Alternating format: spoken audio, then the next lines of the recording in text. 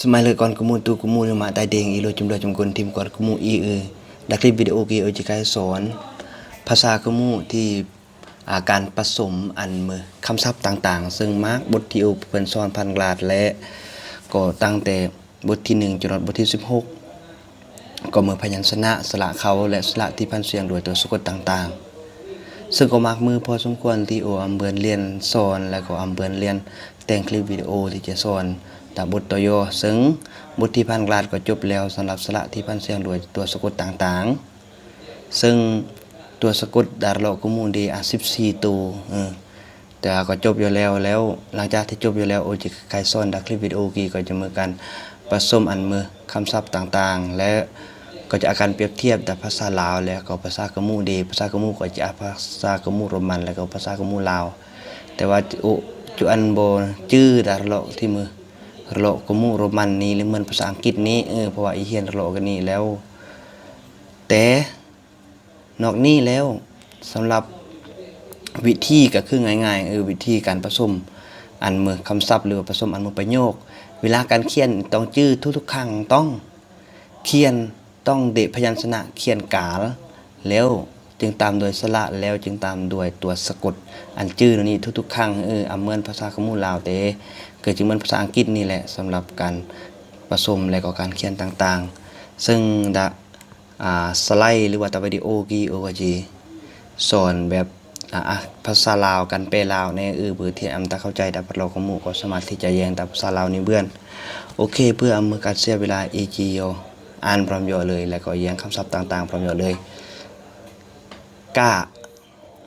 ป๋ากอกคด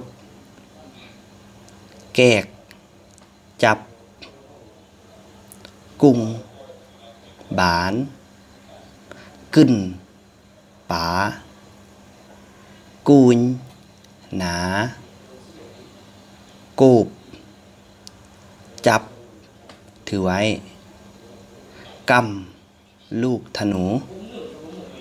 กาลนา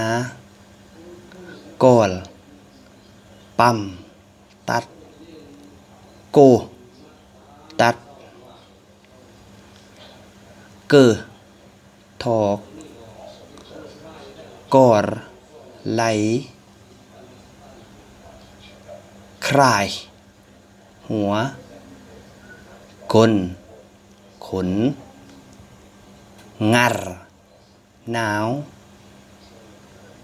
จัดสมสัรตัวเงินหรือคนบ้าสรวดตอนเสาสรีลคำทรเหลนเปลมากร่างดอกไม้โอเคสำหรับกี้กับมือ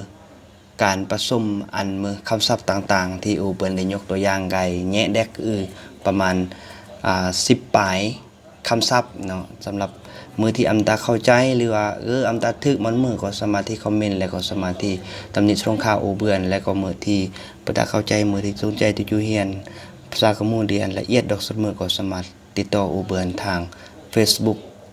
หรือทางเบอร์โทรก็เบื่อนตามหน้าจอกี่เลยขอขอบคุณยามที่ติดตามอย่างดอกเสมอขอขอบคุณยาม